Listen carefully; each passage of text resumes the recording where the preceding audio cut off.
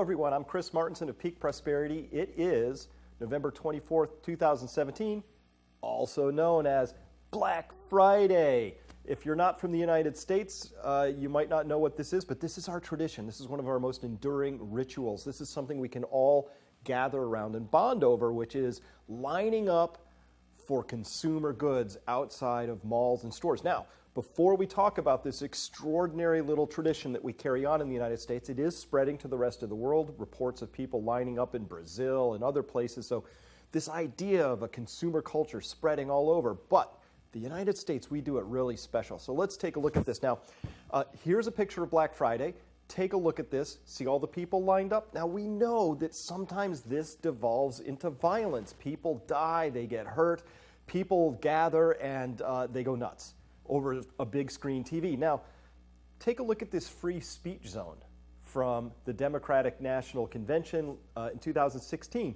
All these people just trying to express their point of view, put in a cage. Look at all the police and riot gear surrounding them. So take note, if you want to line up to buy a flat screen TV, maybe brawl over it, totally okay. See if you can even spot a security guard in any of those pictures from Black Friday. Sometimes they have a little security, maybe a security guard, sometimes a police officer, but never riot police. Hey, take a look here. This Black Lives Matter protester, look at this iconic image. This woman is standing there in the road and being arrested. Why?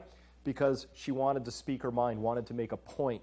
Now again, let's look back at Black Friday. Hey, all cool here again. We're all lined up, thousands and hundreds of people, and in many cases, heading towards violence. But we're okay with that because in the United States, if you're lining up and going to be violent over flat screen TVs, we're okay. But if you want to express your point of view, not okay. Don't believe me? Look at these students sitting in a peaceful row and getting pepper sprayed by this police officer, and I think he's a campus police officer. Interesting story about that. Guy got fired, but not after being paid many tens of thousands of dollars for his suffering at having been treated so poorly in that process. Astonishing story. Again, Black Friday. Hey, line up. You want to fight over toasters or some other stuff, doesn't matter. We're okay with that. What we're talking about here is how a nation expresses its values.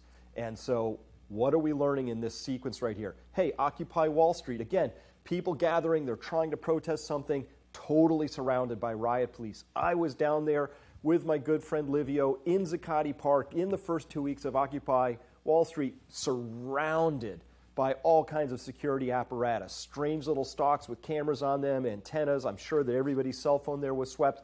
If you want to gather in the United States to express an idea or express that you're not okay with the status quo, you will be met with riot police. You will be met with the latest and greatest technologies. We know that private contractors were circling at the Standing Rock protest, gathering every piece of electronic information, building databases, understanding who was there. I'll guarantee you nobody is figuring out who's leading the protests at Walmart today or at Best Buy, because this is what we value as a nation. We're totally okay. If you want to brawl over meaningless consumer goods, actually we're going to put it on the news and people are going to go, oh, tut, tut, tut. But truthfully, it's our ritual at this point in time. We support that behavior. But if you want to express an idea, if you want to protest anything, we're not okay with that. And so that's really what we've devolved into at this point in time.